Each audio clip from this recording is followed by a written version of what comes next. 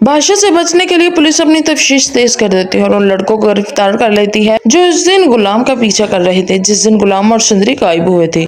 Police इन लड़कों से सच निकलवाने के लिए उन पर तशद्दुद भी करती है और पूछती है कि बताओ, सुंदरी को किसने गायब किया है? क्या वो गुलाम के साथ भाग गई थी या फिर इसके पीछे कोई और राज है? लेकिन वो लड़के सोचते हैं कि अगर हमने सच बता दिया तो कुर्बान अली हमें जिंदा नहीं छोड़ेगा, इसीलिए तीनों खामोशी रहने का फैसला करते हैं। इसी दौरान बादशाह वहाँ आता है और अपने रौ पर गुस्से में इन लड़कों के सामने कुर्बान अली का नाम लेते हैं। ये सुनते ही लड़कों के चेहरों के तासुरात बदल जाते हैं और बादशाह को शक यकीन में बदल जाता है और नजर आता है। बादशाह फौरन कुर्बान अली के फार्म हाउस की तरफ रवाना हो जाता है, लेकिन यहाँ कहानी में एक बड़ा मोड़ आता है। बादशाह के पहुंचने से पहले ही कुर्बान अली को खबर मिल जाती कि सच बादशाह तक पहुंच चुका है और वो फौरन सुंदरी को फार्म हाउस से किसी और जगह मुंतकिल कर देते हैं। जब बादशाह वहां पहुंचता है तो कुर्बान अली से पूछता है कि सुंदरी कहाँ है, तो वो झूठ बोलता है कि मुझे कुछ नहीं मालूम, वो तो गुलाम के साथ भाग गई है। लेकिन ये सुनते ही बादशाह के जहन में सवाल उठता है, यही झूठी से शक में डाल देते हैं। बादशाह दबाव डालकर कुर्बान अली से सच उगलवा लेता है और वो बताता है कि सुंदरी कहाँ है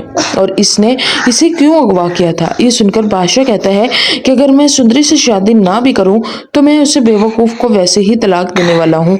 इससे बेहतर है कि तुम मेरी शादी सुंदरी से करवा दो, मैं इसे कभी तंग नहीं करूंगा। ये सुनकर कुर्बान अली मान जाता है और खुद बादशाह को सुंदरी के पास ले जाता है। बादशाह फौरन सुंदरी का हाथ पकड़कर इसे सुंदरगढ़ ले आते हैं।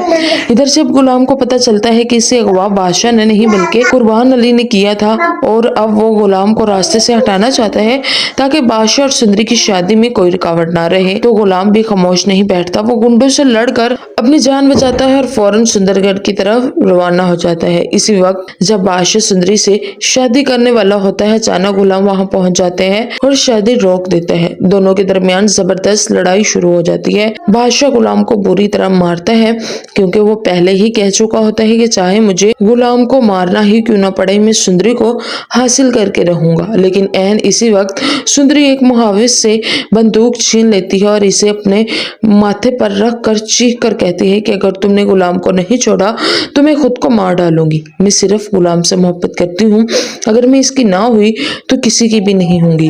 ये सुनकर बादशाह रुक जाता है क्योंकि अगर सुंदरी ही न रही तो वो इसे कैसे हासिल कर सकेगा। इसी लम्हे बादशाह हार मान लेता है और इसे एहसास होता है कि सुंदरी कभी इसकी थी ही नहीं, वो सिर्फ गुलाम की है। बादशाह दोनों से माफी मांगता है और खुद इनकी शादी करवा देते हैं। इसके बाद वो अपनी बीवी के साथ अपनी जिंदगी गुजारने लगता है, जबकि गुलाम सुंदरी को लेकर हमेशा के लिए सुंदरगढ़ छोड़कर कराची चला जाता है। कुछ अरसा बाद बादशाह को मालूम होता है कि गुलाम बाप बन चुका है और एक बड़ा डॉक्टर भी बन गया है। ये सुनकर बादशाह अपनी बीवी के साथ कराची जाता है जहां वो गुलाम और सुंदरी से मिलते हैं।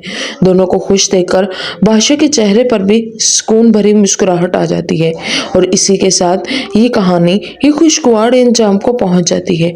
तो दोस्तों, आप क्या समझते हैं कि क्या वाकई ही ऐसा होगा, ये कहानी में कोई नया मोड़ आएगा?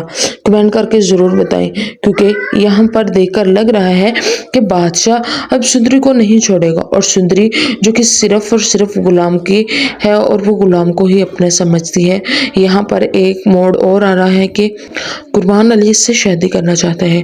तो देखना ये है कि कौन आखिरकार इसकी मोहब्बत हासिल कर सकेगा, गुलाम या बादशाह, या फिर वो कुर्बान अली को अपने रास्ते से हटा देंगे। गुलाम बादशाह सुंदरी के आने वाली एपिसोड बहुत ज़्यादा इंटरेस्टिंग होने वाली है। आप इसके लिए कितना एक्साइटेड हैं, कमेंट सेक्शन में ज़रूर बताइएगा। कि आप इस तरह की मज़े की वीडियोस देखना चाहते हैं तो हमारे चैनल को सब्सक्राइब कर लें ताकि इस तरह की मज़ीद वीडियोस आपको देखने को मिलती रहे।